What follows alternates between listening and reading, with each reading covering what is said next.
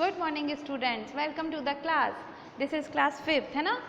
और हम चालू कर रहे थे, मतलब हम पढ़ रहे थे, चालू क्या कर रहे थे, हम पढ़ रहे थे फर्स्ट चैप्टर। बहुत दिन हो गए, ये फर्स्ट चैप्टर को फटाफट कंप्लीट करते हैं, ठीक है। तो chapter number 1 and the name of the chapter is understanding our relations. Okay, so I should write here chapter number 1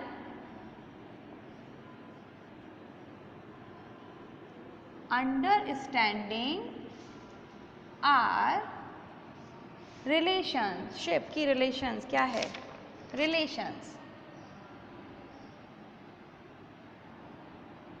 okay, and the class is second and the subject is EVS environmental sciences. Okay, तो हमने इसमें पढ़ लिया था big family, small family, nuclear family सब पढ़ लिया था अपन ने।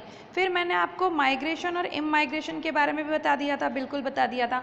तो हमने पढ़ा था माइग्रेशन, इमाइग्रेशन, ट्रांसफ़र, डिमोलिशन और डिस्प्लेसमेंट, है ना। तो इस तरीके से हमने 3-4-5 टर्म्स पढ़ी थी।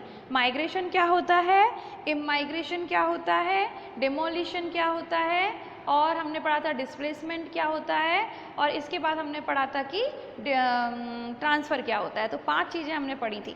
माइग्रेशन में हमने क्या पढ़ा था, माइग्रेशन में हमने पढ़ा था कि कहीं से एक जगह से दूसरी जगह हमेशा के लिए चले जाना।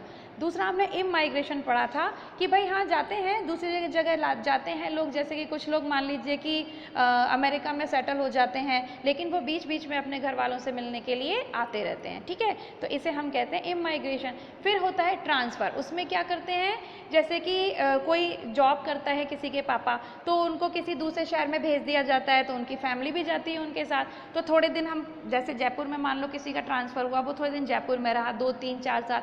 थोड़े दिन बाद फिर क्या हो गया, वो उदयपुर में ट्रांसफ़र हो गया। थोड़े दिन बाद मान लो उसको मुंबई भेज दिया, दिल्ली भेज दिया। तो ऐसे थोड़ी थोड़ी दिनों के लिए, थोड़े थोड़े सालों के लिए कहीं कहीं पर जाके रहने को क्या कहते हैं, ट्रांसफ़र कहते हैं, ठीक है।